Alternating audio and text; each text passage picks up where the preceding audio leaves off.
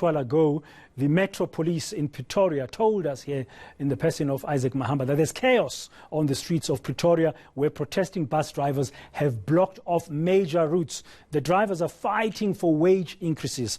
Our colleague Heidi Jokos is going to be telling us more now about the protest that's brought the city centre to a standstill. She, in fact, Heidi, good morning. You were, in fact, on your way to the PIC inquiry in Tshwane, but you can't get there.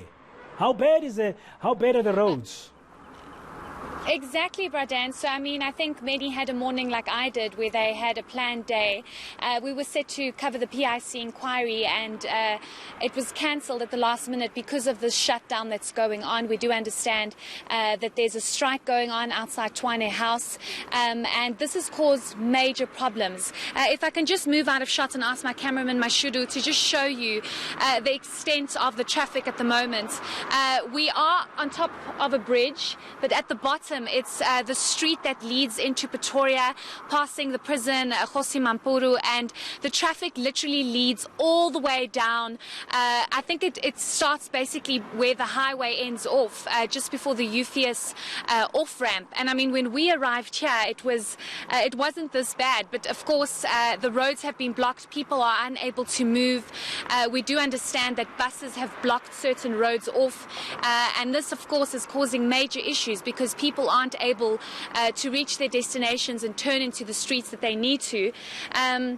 And it looks quite messy. If you just see on the other side of the bridge as well, people are just not moving. They're basically moving at a snail's pace because of what is actually going on here. And we do understand that the plan was for them to have a complete shutdown, of course, because they want their demands to be met. They want 18% salary increase because they're saying their managers are getting such an increase and they also want that. So we'll just have to wait and see if their demands will be met and if the traffic will subside. But it doesn't seem good now for motorists, given the fact that they are unable to move. It's literally at a snail's pace. Now, Heidi, of course, you might not be aware of everywhere else where there's a blockage because you are there close to the Kgosi Mampuru, the second prison, on one of those main routes into the CBD of Pretoria. But when I spoke to Isaac Mahamba a short while ago, he told us as well that on the other side of Pretoria,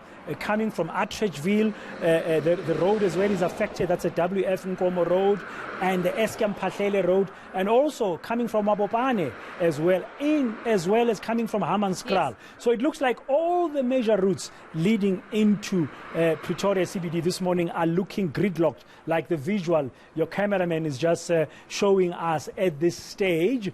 So there are a couple of things. The PIC inquiry, you say, has now been the PIC inquiry has been postponed, or for today is not going to be happening. Apologies for those visuals there. Your cameraman was doing a quick turn, and we need to apologize yes, for that. Sorry about that. Yeah. Now we've got the PIC inquiry now that's been cancelled for today. I'm just wondering here, and looking at what you're seeing there, we have that court case today involving Pravin Gordhan and Busiswe Mkhwebane. There's supposed to be judgment at the North Gauteng High Court, which is also in the CBD of Pretoria. I'm just wondering here if any of these major things will take place in Pretoria today.